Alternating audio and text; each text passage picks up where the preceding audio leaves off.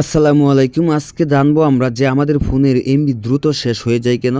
এত ভাই ৫০ GB, ৩০ GB, ১০ GB, ১৫ GB MB ভরি তারপরেও ভাই মানে কিছু একটা না দেখে কিন্তু আমাদের এমবিটা খুব দ্রুত চলে যায়। কেন চলে যায়?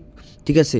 তো আপনার ফোনে যে কিছু সেটিংস রয়েছে সেগুলো কিন্তু অন অথবা অফ থাকার কারণে কিন্তু আপনার কিন্তু এই সমস্যাটা হচ্ছে। তো যাদের এই সমস্যাটা এই ভিডিওটি যদি দেখুন তাহলে কিন্তু আপনারা সমাধান পাবেন ইনশাআল্লাহ। আর আপনাদের এমবি কিন্তু কম ফুরাবে। ঠিক আছে? এমবি কিন্তু অনেকদিন যাবে কারণ এমবি দ্রুত শেষ হবে না। ঠিক আছে? তাহলে মনোযোগ সহকারে যদি এই ভিডিওটি স্কিপ না করে দেখেন তাহলে কিন্তু আপনারাও জানতে পারবেন কীভাবে এমবি দ্রুত ফুরিয়ে যায়। তো আশা করি এই ভিডিওটি যদি আপনাদের কাছে ভালো লাগে ভিডিওটিকে লাইক দিয়ে চ্যানেলটি সাবস্ক্রাইব করে বেল আইকনটি অন করে রাখবেন যাতে করে পরবর্তী ভিডিও আপলোড করার সাথে সাথে সবার আগে নোটিফিকেশন চলে যায় আপনার কাছে। তো সবার আগে কী করবেন আপনাদের ফোনে সেটিংস রয়েছে তো সেটিংসে ক্লিক করবেন ঠিক আছে?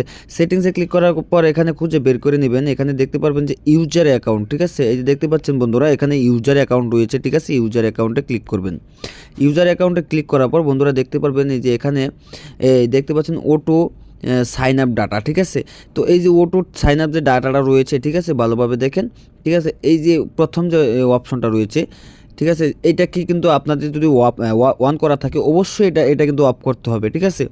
তো অবশ্যই কিন্তু এটা অফ করে দিবেন, ঠিক আছে? এটা অন থাকা যাবে না। তো আমি যে এটা অফ করে দিলাম, ঠিক আছে?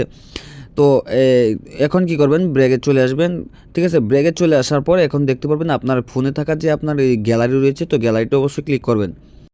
তো বন্ধুরা গ্যালারিতে চলে আসার পর এখানে দেখতে পারবেন আপনার উপরে দেখতে পারবেন একটা জিমেলের আইকনের মতো দেখা যাচ্ছে, ঠিক আছে? তো এখানে ক্লিক করে দিবেন, ঠিক আছে? এখানে ক্লিক করার পর আপনার এই যে এখানে একটু স্ক্রল করে নিচে চলে আসবেন। চলে আসার পর এখানে দেখতে পারবেন এই যে ফটো সেটিংস, ঠিক আছে? তো বন্ধুরা এখানে কিন্তু আপনাদেরকে ক্লিক করতে হবে, ঠিক আছে? তো এখানে ক্লিক করে দিবেন। এখানে ক্লিক করার পর তারপর এরকম বন্ধুরা ইন্টারফেস শো হবে। তো এখান থেকে দেখতে পারবেন যে ব্যাকআপ, ঠিক আছে? এই যে ব্যাকআপ এখানে কিন্তু ক্লিক করতে হবে।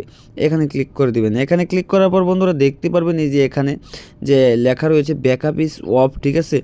এইটাকে কিন্তু অবশ্য অফ রাখতে হবে। কেন অফ রাখবেন এটা? কারণ হচ্ছে আপনার ফোনে যে ফটো, ভিডিও কোনো টিকটক থেকে ডাউনলোড করেছেন, ইউটিউব থেকে কিছু ডাউনলোড করেছেন সেটি কিন্তু আপনার গ্যালারিতে চলে আসে। তো গ্যালারিতে চলে আসার পর এটা কিন্তু অটোমেটিক ডাটা অন করার পর কিন্তু অটোমেটিক আপনার এগুলো কিন্তু জিমেলে ট্রান্সফার হয়ে যায়, আপলোড হয়ে যায়। এটা অন থাকার কারণে কিন্তু ব্যাকআপ শুরু হয়ে যায়। এর জন্য কিন্তু আরও বেশি আপনার এমবি খরচ হয়।